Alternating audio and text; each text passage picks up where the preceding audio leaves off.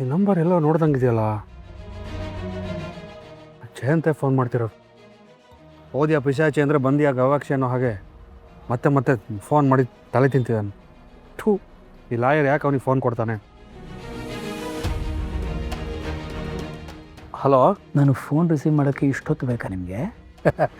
ಅದು ಗಾಡಿ ಓಡಿಸ್ತಾ ಇದ್ದೆ. ಏನು ವಿಷಯ ನಾನು ಹೇಳಬೇಕಾಗಿರೋದಲ್ಲ, ನೀವು ಹೇಳಬೇಕಾಗಿರೋದು.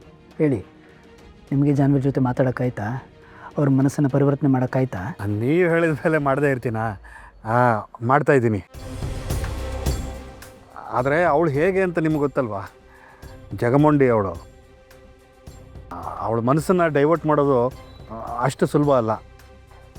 ಈ ಥರ ಮಾತಾಡೋಕ್ಕೆ ನಿಮಗೆ ನಾಚಿಕೆ ಆಗಲ್ವೇನ್ರಿ ಸಂತೋಷ್? ಬ್ಲ್ಯಾಕ್ ಮೇಲ್ ಮಾಡೋಕ್ಕೆ ಅಷ್ಟು ಚೆನ್ನಾಗಿ ಬರ್ತಿದ್ದವ್ರಿಗೆ ಮನಸ್ಸು ಪರಿವರ್ತನೆ ಮಾಡೋಕ್ಕಾಗೋದಿಲ್ವಾ? ಹೇಳಿದ್ನಲ್ಲ, ಅವಳು ಅಷ್ಟು ಸುಲಭವಾಗಿ ನನ್ನ ಮಾತನ್ನು ಕೇಳಲ್ಲ ಅಂತ.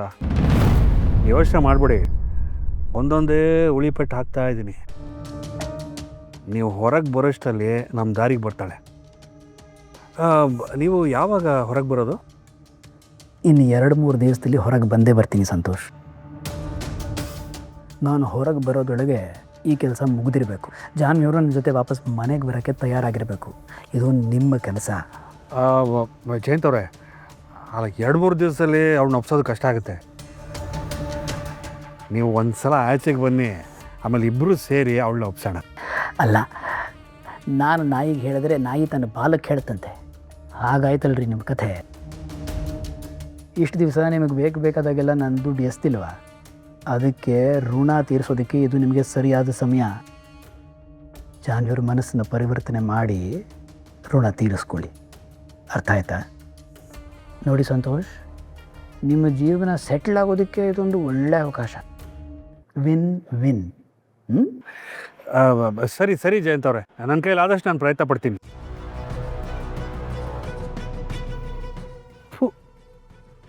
ನನ್ನ ಮಗ ಇವನು ನನಗೆ ಚೂರಿ ಹಾಕೋದೇ ಬೇಡ, ಮಾತಲ್ಲಿ ಹೆದರಿಸಿ ಸಾಯ್ತಾನೆ.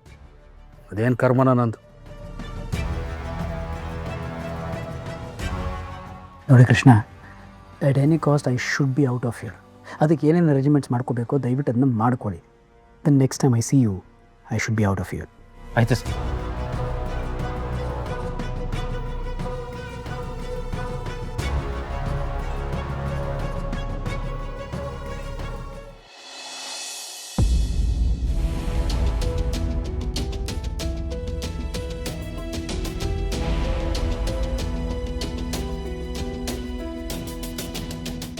ಮಲ್ಕೊಂಬಿಟ್ಲಾ? ಈಗ ತಾನೇ ನಿದ್ದೆ ಮಾಡ್ತಾ ಇದ್ದಾಳೆ.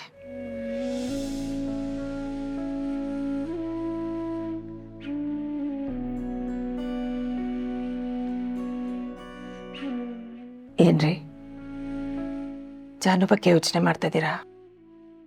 ನಮ್ಮ ಜಾನು ಚಿಕ್ಕ ವಯಸ್ಸಿಂದ ಇಂಡಿಪೆಂಡೆಂಟ್ ಆಗಿ ಬೆಳೆದಂಥ ಹುಡುಗಿ.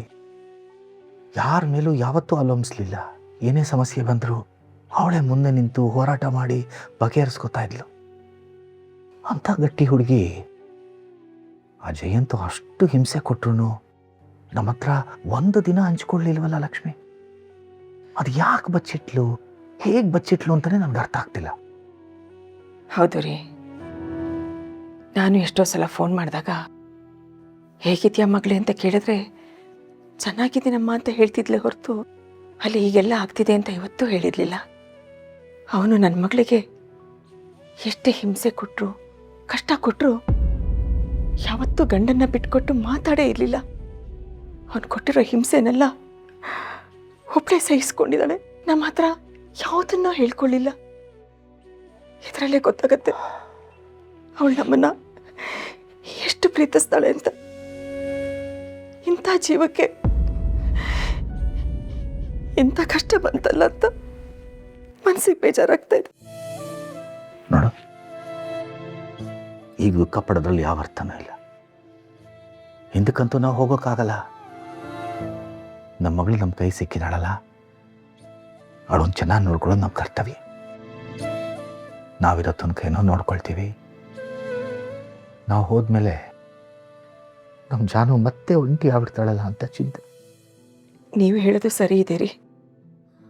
ಅವಳಿಗೊಂದು ಆಸರೆ ಖಂಡಿತವಾಗ್ಲೂ ಬೇಕು. ಒಂದು ಸ್ವಲ್ಪ ದಿವಸ ಕಳೀಲಿ, ಆಮೇಲೆ ಇನ್ನೊಂದು ಮದುವೆ ಪ್ರಸ್ತಾಪನ ಮಾಡೋಣವಾ? ಅಯ್ಯೋ, ಎಂತ ಮಾತಾಡ್ತಾ ಇದೆಯಾ ಲಕ್ಷ್ಮಿ?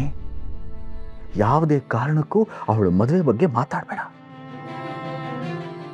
ಈಗಿನ್ನೂ ತನ್ನ ಕುತ್ತಿಗೆಯಲ್ಲಿ ತಾಳಿ ಕಿತ್ತು ಗಂಡನ ಕೈಲಿ ಕೊಟ್ಟು ಬಂದಿದ್ದಾಳೆ.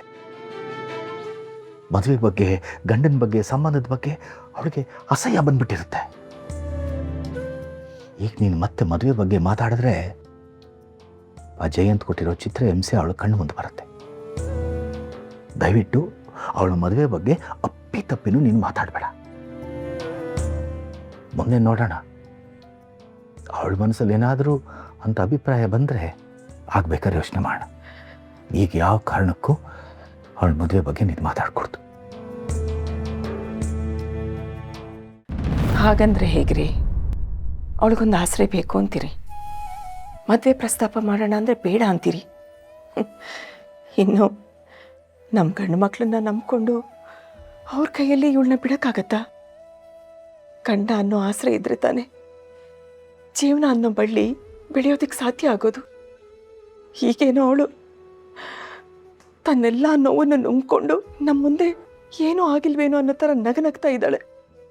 ಪಾಪ ಒಬ್ಬಳೇ ನೋವನ್ನು ಅನುಭವಿಸ್ತಾ ಇದ್ದಾಳೆ. ತನ್ನ ಜೀವನ ಹೀಗಾಗೋಯ್ತಲ್ಲ ಅಂತ ಎಷ್ಟು ಕೊರಗ್ತಿದ್ದಾಳೋ ಏನೋ.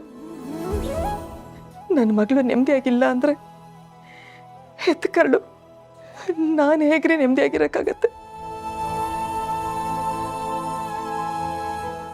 ಸಮಾಧಾನ ಮಾಡ್ಕೊ ಲಕ್ಷ್ಮಿ. ಒಬ್ಳು ತಾಯಿಯಾಗಿ ಹೀಗೆ ಯೋಚನೆ ಮಾಡೋದ್ರಲ್ಲಿ ನಾನು ತಪ್ಪು ಅಂತ ಹೇಳ್ತಿಲ್ಲ. ನೀನು ಯೋಚನೆ ಮಾಡೋದು ಸರಿ ಇದೆ. ಆದರೆ ಅವಳ ದೃಷ್ಟಿಕೋನದಿಂದ ಯೋಚನೆ ಮಾಡಿ ನೋಡು. ಅಷ್ಟು ಪ್ರೀತಿ ಮಾಡಿ ಅವಳ ಹಿಂದೆ ಎಲ್ಲೋದ್ರೂ ಸೆರಗಿಡ್ಕೊಂಡು ಚಿನ್ನು ಮರಿ ಅಂತ ಓಡಾಡ್ಕೊಂಡಿದ್ದಂಥವನೇ ಅವಳಿಗೆ ಅಷ್ಟು ಚಿತ್ರಹಿಂಸೆ ಕೊಟ್ಟಿದ್ದಾನೆ. ಅಂದಮೇಲೆ ಈಗ ನೀನು ಮದುವೆ ಬಗ್ಗೆ ಮಾತಾಡಿದ್ರೆ ಅವಳಿಗೆ ಮದುವೆ ಬಗ್ಗೆ ವಿಶ್ವಾಸ ಬರುತ್ತಾ? ಗಂಡಸ್ರ ಬಗ್ಗೆನೇ ನಂಬಿಕೆ ಹೋಗ್ಬಿಟ್ಟಿರುತ್ತೆ. ಯಾವ ತೊಂದರೆನೂ ಆಗದೆ ನಮ್ಮ ಮಗು ನಮ್ಮ ಕೈಗೆ ಸಿಕ್ಕಿದೆ. ಅವಳನ್ನ ನೆಮ್ಮದಿಯಾಗಿ ನೋಡ್ಕೊಳ್ಳೋ ಜವಾಬ್ದಾರಿ ನಮ್ಮದು.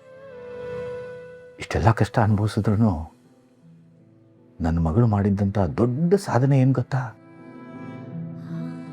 ಆ ಕತ್ಲೆ ಕೂಪದಲ್ಲಿದ್ದ ನಮ್ಮ ವೆಂಕಿ ತಾಯಿನ ಬಿಡುಗಡೆ ಮಾಡಿಸಿ ತಾಯಿ ಮಗನ್ನ ಒಂದು ಮಾಡಿತ್ತು. ನನ್ನ ಮಗಳು ಯಾರಿಗೂ ಕೆಟ್ಟದ್ದು ಬಯಸುವಂಥವಳಲ್ಲ.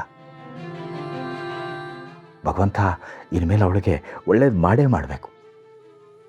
ನನ್ನ ಮಗಳ ಮನಸ್ಸು ಮಗು ಥರ ಆಗ್ಬಿಟ್ಟಿದೆ. ಅವಳನ್ನ ನಾವು ಚೆನ್ನಾಗಿ ನೋಡ್ಕೋಬೇಕು. ನೀನು ಧೈರ್ಯ ತುಂಬಬೇಕು ಲಕ್ಷ್ಮಿ.